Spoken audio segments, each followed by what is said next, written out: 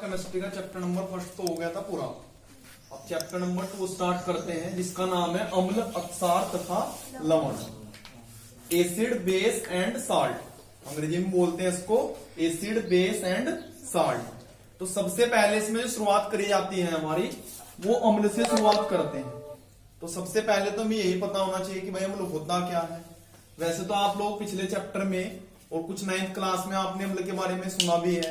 जैसे वहां जिक्र करते थे हम H2SO4 सल्फ्यूरिक अम्ल, फिर आपने पढ़ा था वहां हाइड्रोक्लोरिक अम्ल, ये पढ़ रखे इस टाइप के। बट इनको डिफाइन कैसे करा जाता है, तो इसको दो प्रकार से डिफाइन करा जाता है। एक तो बात करते हैं हम अपनी जैसे शुद्ध लैंग्वेज में, यानी कि देसी परिभाषा कह देते हैं जिसको। एक तो उसके आधार पे परिभाषा है।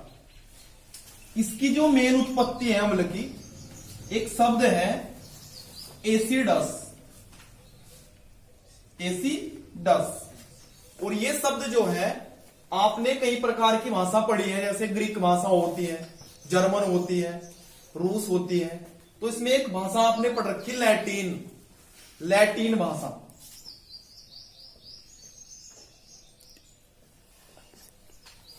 तो ये जो एसिडस शब्द है, इससे ही लिया गया है एसिड को।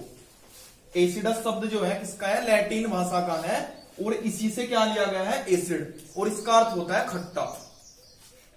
एसिडस का अर्थ क्या होता है, खट्टा। इसलिए यहां अम्ल की जो हमारी देसी परिभाषा है यही निकलती है, वे पदार्थ जो स्वाद में खट्टे होते हैं। और दूसरा, जो हमारे नीले लिटमस पेपर होंगे,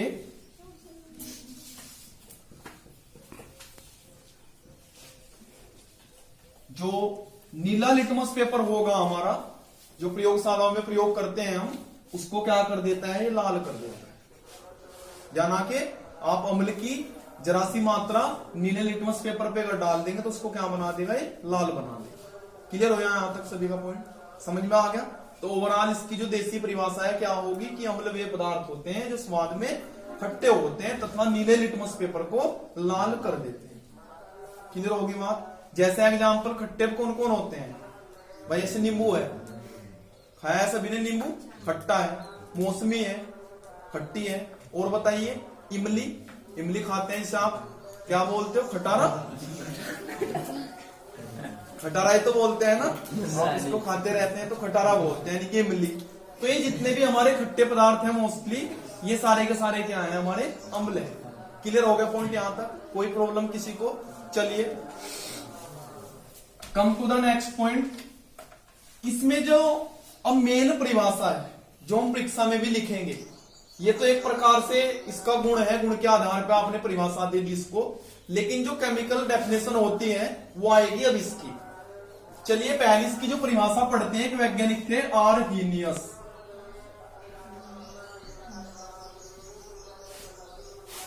आर्हीनियस, इन्होंने सन 1888 ईस्वी में एक डेफिनेशन दी थी अम्ल की, और वो क्या थी समझ लीजिएगा। जैसे मैं एग्जांपल के द्वारा लेके चलता हूं, आपने पढ़ रखा HCl। तो इसके बारे में मैंने बताया था, जब HCl को हम तोड़ते हैं तो ये कहीं कहीं में विभक्त होता है, H+ और Cl-। क्लियर है यहां तक बात। ऐसे ही मैंने बताया था आप लोगों को H2SO4,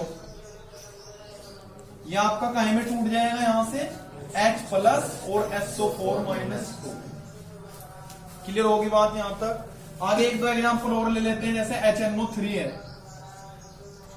ये भी आपका कहीं में टूट जाएगा H+ NO3-।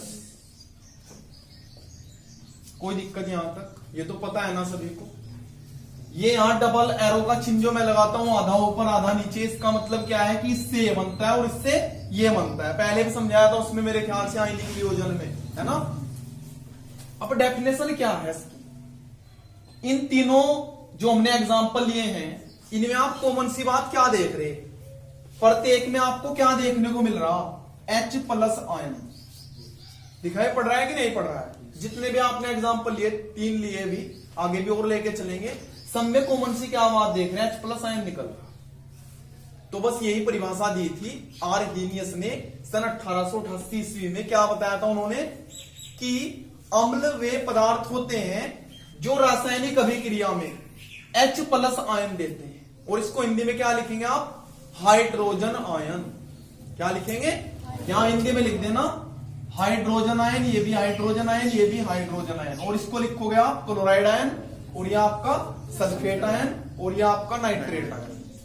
और इसका पूरा नाम आपको पता ही है, क्या लिखोगे? हाइड्रोक्लोरिक अम्ल, और इसका सल्फ्यूरिक अम्ल, और इसका जो पहली बार आया मार्केट में है ना, नाइट्रिक अम्ल। इसको क्या बोलते हैं? नाइट्रिक अम्ल। नाइट्रेट से बना हुआ है ना, तो इसको नाइट्रिक अम्ल बोलते हैं। तो ये परिभाषा जो आर्हेनियस ने दी थी, क्लियर हुआ सभी को? कोई दिक्कत यहां तक? तो ओवरऑल डेफिनेशन क्या बताई थी इन्होंने कि अम्ल वे पदार्थ होते हैं जो रासायनिक अभिक्रिया में हाइड्रोजन आयन या फिर ये लिख सकते हैं आप H+ आयन देते हैं, उनको क्या बोलते हैं? अम्ल बोलते हैं। क्लियर हुआ सभी का?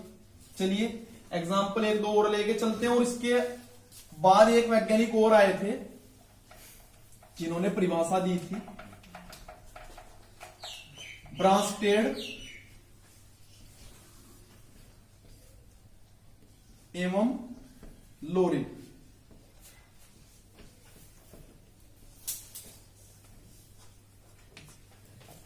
एग्जाम्पल यही दोबारा चल जाएंगे। ये दो वैज्ञानिक थे भाई, ब्रांस्टेड एवं लोरी। लोरी वो ना समझ लो जो मम्मी सुनाती है। कहते हैं ना जब बच्चा रोता है छोटा सा, तो क्या कहते हैं? मम्मी उसको लोरी सुना दो, सो जाएगा, उसे तो कहते हैं ना लोरी। तो ये वैज्ञानिक का नाम था इनका विचारों का, लोरी। ठीक है। इन्होंने 1923 ईस्वी में, यानी कि थोड़ा प्रोग्रेस करा 1888 ईस्वी के बाद। एक तो मतलब की परिभाषा ये आ गई थी मार्केट में, फिर दूसरी परिभाषा इन्होंने क्या निकाली, अभी मैं एक एग्जांपल के द्वारा बता रहा चलो आप लोगों को, फिर सारे एग्जांपल ऐसे ही लिख लेना आप। HCl + H2O। यहां से इन्होंने क्या देखा, एक हाइड्रोजन का जो परमाणु है यहां से निकल करके इसके साथ में आ गया, तो H के कितने थे यहां? 2। एक हाइड्रोजन का परमाणु और आ गया तो कितना बन जाएगा? H3O+, और प्लस इसमें जो क्लोरीन आयन था ये निकल गया यहां, फिर इसे ऐसे ही Cl-। तो आपने यहां क्या देखा, इस आयन को नाम दिया जाता है हाइड्रोनियम आयन। Hydronium ion. अब सभी एग्जांपल ऐसे ही कर देना आप। H+SO4 करोगे तो वहां भी क्या आ जाएगा आपका? प्लस जल करेंगे तो H3O+ SO4-2। ठीक है। बैलेंस भी करना होता है, दिखा दिया करते हैं, जैसे H के इधर 2 आए तो इसे 2 से गुणा कर देना है। ठीक है। अब ये परिभाषा कैसे निकली यहां? तो ब्रांस्टेड एवं लोरी ने क्या बताया था कि वे पदार्थ, यानी कि ये पदार्थ है यहां हमारा, जो जलीय विलयन में, जलीय विलयन का मतलब ये जल के साथ में संपर्क करके कैसा आयन देता है? हाइड्रोनियम आयन देता है, तो उनको क्या बोलते हैं? अम्ल बोलते हैं। तो एक परिभाषा तो ये थी स्टार्टिंग में, फिर एक परिभाषा ये आ गई 1923 ईस्वी में। अर्थात इसके अकॉर्डिंग क्या था, वे पदार्थ जो जलीय विलयन में हाइड्रोनियम आयन देते हैं उनको क्या कहा जाता है? अम्ल कहा जाता है। समझ में आ गया सभी को? अम्ल की दोनों तीनों परिभाषा सभी को पता लगती? कोई समस्या किसी को? ये भी एग्जाम्पल आप दिखा देना, यहां भी बताया मैंने H+SO4 वाला। एक नया एग्जाम्पल ले लेते हैं, चलो ये ले लो इधर, ये पढ़ा हुआ ऐसे तो आपका CH3COOH। इसके अनुसार तोड़ोगे तो हम तोड़ के दिखा देना, CH3COO- और H+ में टूट जाएगा। और यहां जब इसकी जल से क्रिया करोगे तो क्या बनेगा भाई? वही बनना आपका H3O+ और यहां से आपका CH3COO-। क्लियर हो गया भाई? तो क्या बन जाएगा यहां से आपका H आयन इसके साथ में चले जाएगा हाइड्रोनियम आयन, और ये क्या होता है हमारा? Acetate ion. इसका नाम आपने पढ़ रखा, एसिटिक अम्ल होता है। CH3COOH क्या होता है? एसिटिक अम्ल। क्लियर हुआ यहां तक? अब इनमें क्वेश्चन आ जाता है कभी कभार, सबसे प्रबल कौन होता है? तो सबसे प्रबल होता है इनमें HCl, हाइड्रोक्लोरिक अम्ल, और फिर उससे कम H2SO4, और ये होता है इनमें खतरनाक HNO3।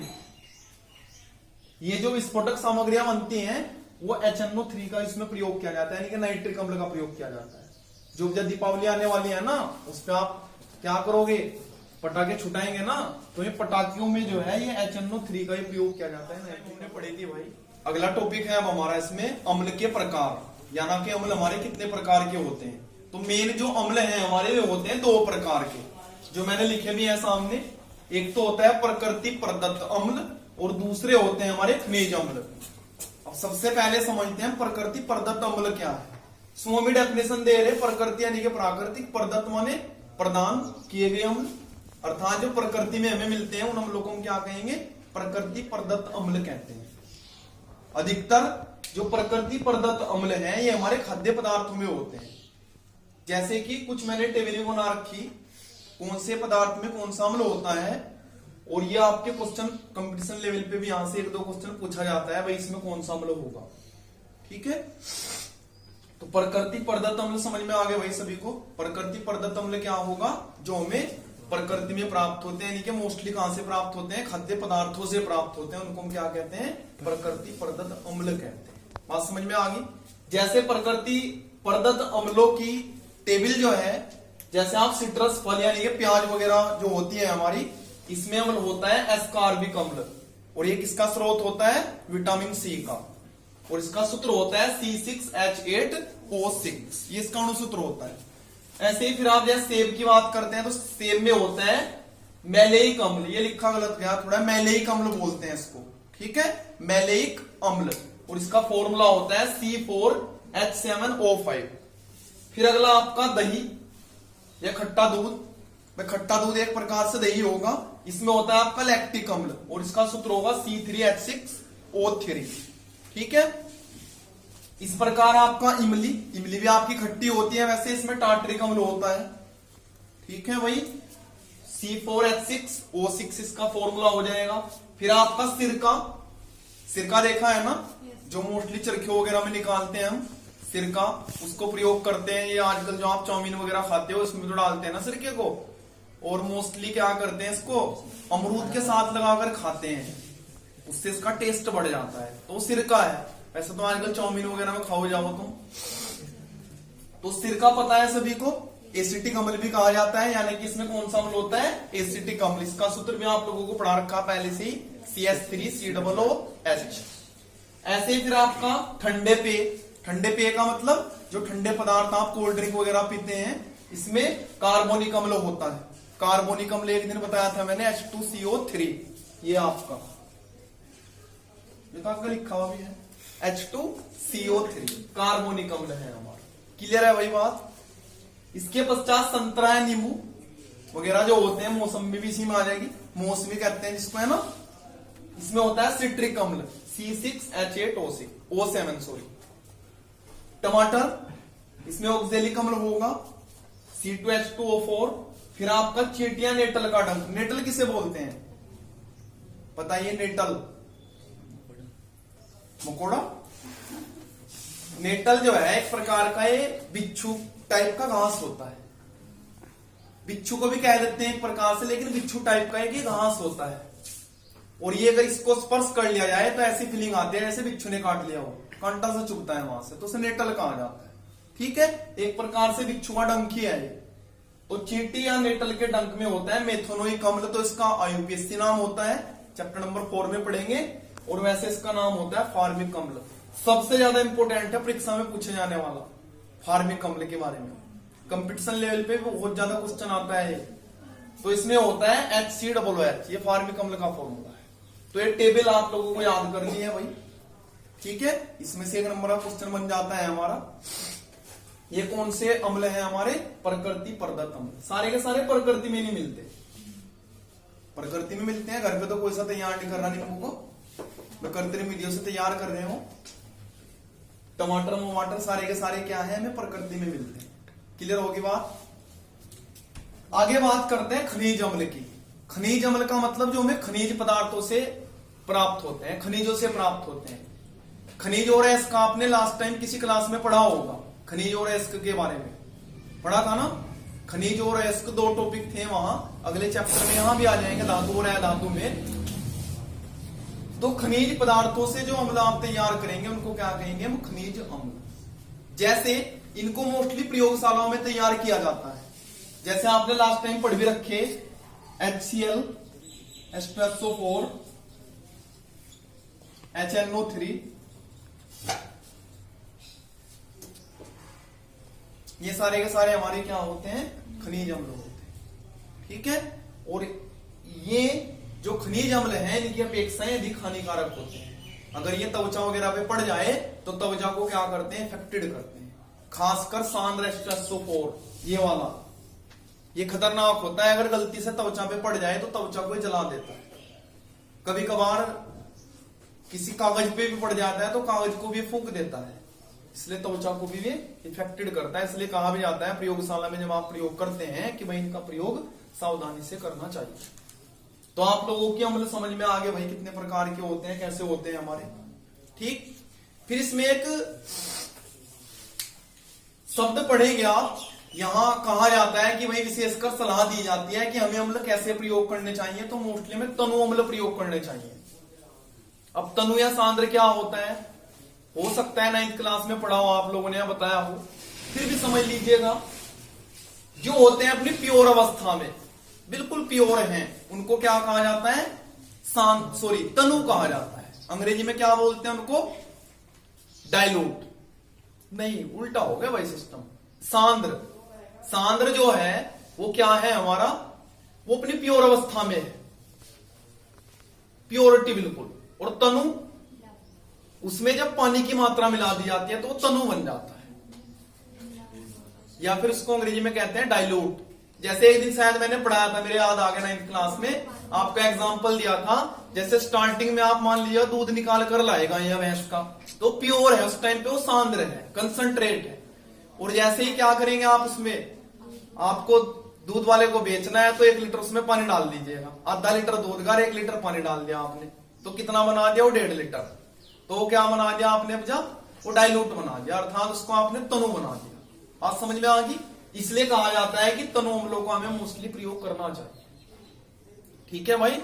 अब जितने भी आप ये पदार्थ देख रहे हो, सब में पानी की मात्रा होती है कि नहीं होती है, जितने भी पदार्थ है सब में पानी की मात्रा होती है, इसलिए इनको हम क्या कहते हैं, डाइल्यूट कहते हैं, अर्थात इनको तनु अम्ल कहा जाता है, जो प्रकृति से हमें प्राप्त होते हैं। क्लियर होगी बात। तो ये सलाह दी जाती है कि हमें किस अम्ल का प्रयोग करना चाहिए, अधिकतर तनु अम्लों का, क्योंकि इसमें खतरा कम होता है। तो ये सभी को समझ में आ गया भाई। अब इसमें एक पॉइंट और पढ़ लीजिएगा, फिर लिखवाने का काम कर देंगे। भौतिक गुण, किसी भी मैटर के हमेशा आप 2 गुण पढ़ते हुए आ रहे हैं 9th क्लास से ही, या पीछे बैकवर्ड क्लासेस जितने भी किया।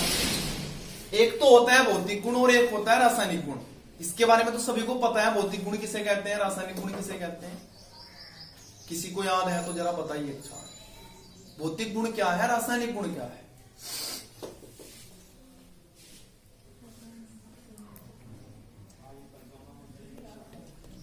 8-9 का गोल, 8-9 का फालतू ध्यान नहीं रखना, बस खर्चे जितना खर्चा चले बस उतना याद रखना। चलिए खैर मैं ही समझा देता हूं दोबारा, चूंकि आगे आगे आएंगे। भौतिक गुण और रासायनिक गुण में क्या डिफरेंट है। भौतिक गुण वे गुण होते हैं जिसमें केवल किसी पदार्थ की भौतिक अवस्था में परिवर्तन होता है। भौतिक अवस्था जैसे आपने क्या पढ़ रखा, ताप, दाब, क्षेत्रफल वगैरह सारी चीजें होती हैं, किसी नए पदार्थ का निर्माण नहीं होता, तो उनको क्या कहते हैं, भौतिक गुण कहा जाता है। अर्थात जिसमें केवल क्या हो रहा है, उसकी भौतिक अवस्था में परिवर्तन होता है, तो उसको क्या कहा जाता है, भौतिक गुण कहा जाता है। बात समझ में आ गई।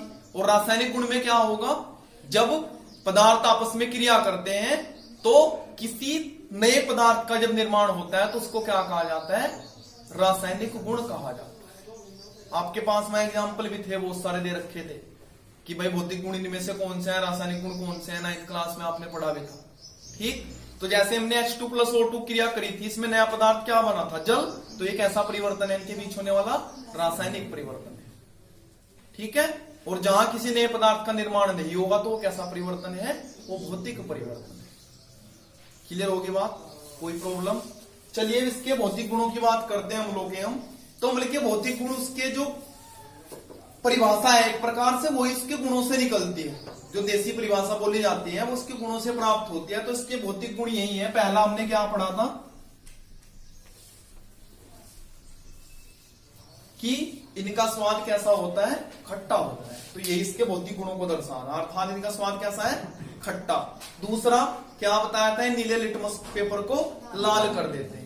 तीसरा इनका जो उपयोग है खासकर मैंने भी बताया था सांद्रष्टस्वपोर का सावधानी से करना चाहिए, क्योंकि ये जो है हमारी त्वचा तथा फेफड़ों को क्या करती है, इफेक्टेड करती है, उनपे यानी कि बुरा प्रभाव डालती है अगर उस पर गलती से पड़ जाए। ठीक है, तो इसके 3-4 भौतिक गुण होते हैं। यहां तक समझ में आ गया सभी को? तो भौतिक गुण तक का भी नोट कराता हूं मैं, फिर इसके रासायनिक गुण चलेंगे आपके। ठीक है, यहां तक का नोट करिए। गुण के पश्चात हमारे आते हैं भाई रासायनिक गुण। अब रासायनिक गुण में सबसे पहला इसमें पढ़ते हैं धातुओं से अभिक्रिया।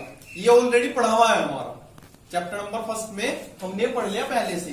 चलिए फिर भी एक दो एग्जांपल के द्वारा बताता हूं मैं कि धातुओं से अभिक्रिया करने पर होता क्या है। इसमें मैं एग्जांपल ही बता देगा कि क्या होगा। चलिए लेते हैं कोई धातु, जैसे मान लीजिएगा Na लेते हैं, प्लस इसकी क्रिया आपने करा दी HCl से, बताइए क्या निकलेगा?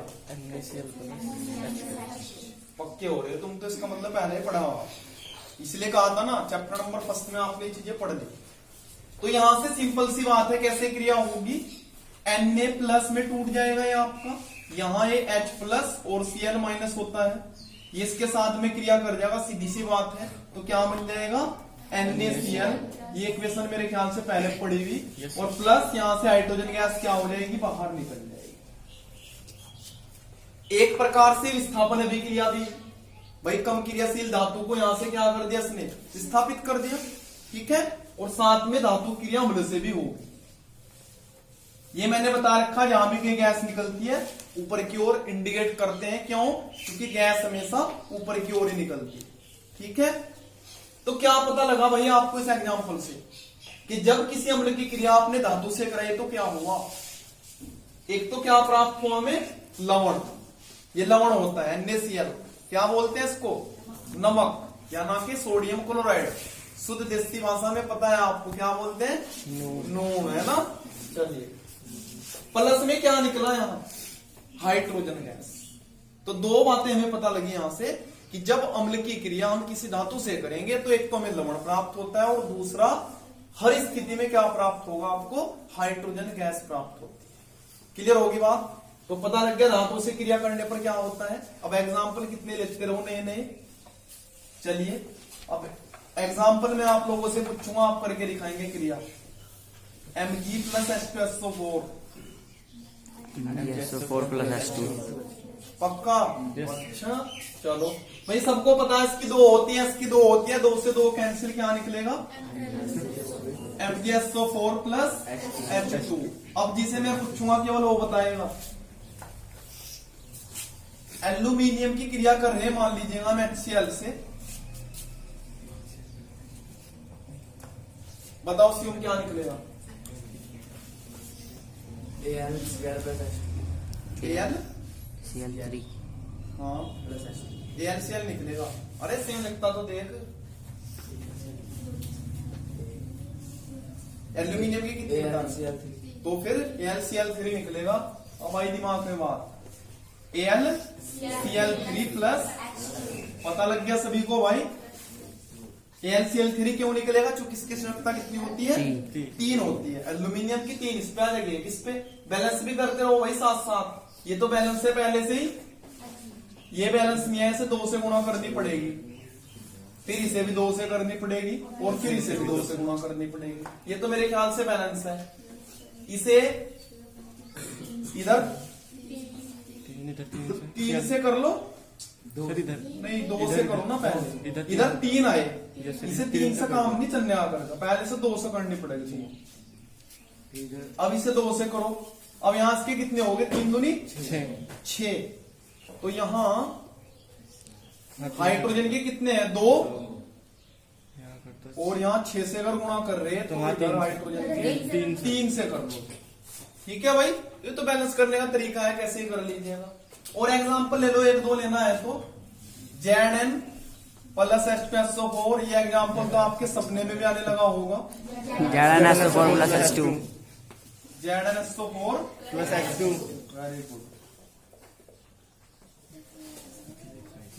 कहा था तुम्हें पढ़ाने से पहले ही, शुरुआत में थोड़ी दिक्कत आएगी क्योंकि नई चीजें पढ़ रहे हैं, लेकिन धीरे धीरे जब आपके रिपीटेशन में आ जाएगी तो फिर दिक्कत नहीं आएगी, क्योंकि आपको पता है practice make a man perfect. Practice से सारे कार्य आसान हो जाते हैं। तो ये समझ में आ गया भाई सभी को, धातुओं से हम लोग किस प्रकार से क्रिया करते हैं। चलिए इसे पहले नोट करते हैं, उसके पश्चात आगे काम आएगा।